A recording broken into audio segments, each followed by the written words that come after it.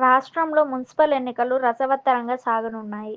ఈ క్రమంలో కాంగ్రెస్, టీఆర్ఎస్‌కు ధీటుగా ఈ ఎన్నికల్లో సీట్లు గెలుచుకోవాలని బీజేపీ ప్రయత్నిస్తోంది.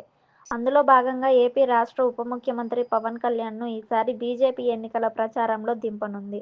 బీజేపీకి మద్దతుగా ఆయన ప్రచారం చేయనున్నారు.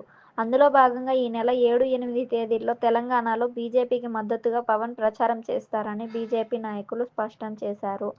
ఈ మేరకు నిన్న కేంద్రం బొగ్గు గనుల శాఖ మంత్రి కిషన్ రెడ్డి, బీజేపీ తెలంగాణ శాఖ అధ్యక్షుడు రామచందర్రావు పవన్ కళ్యాణ్‌ను కలిశారు.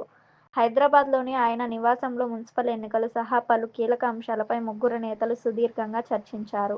ఈ సందర్భంగా బీజేపీ తరపున ప్రచారంలో పాల్గొనాలని కిషన్ రెడ్డి, రామచందర్రావు పవన్‌ను కోరారు. దీనికి ఆయన సానుకూలంగా స్పందించినట్లు వారు తెలిపారు. కాగా పవన్ ఎన్నికల ప్రచారంలో పాల్గొంటారని రామచందర్రావు స్వయంగా వెల్లడించారు. ఈ మేరకు తన ఎక్స్ ఖాతాలో ఓ పోస్ట్ పెట్టారు.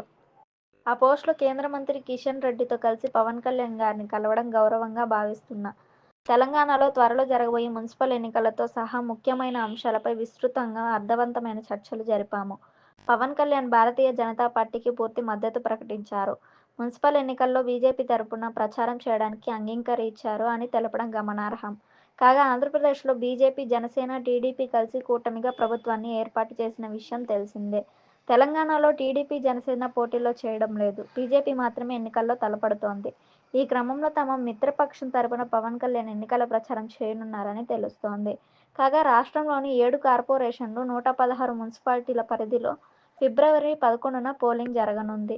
13న ఫలితాలు వెలువడతాయి. భారత రాజ్యాంగంలోని ఆర్టికల్ 243, తెలంగాణ మున్సిపాలిటీల చట్టం 2019 ప్రకారం ఈ ఎన్నికలు జరగనున్నాయి. ఈ ఎన్నికల్లో మొత్తం 52.43 లక్షల మంది ఓటర్లు తమ ఓటు హక్కును వినియోగించుకోనున్నారు.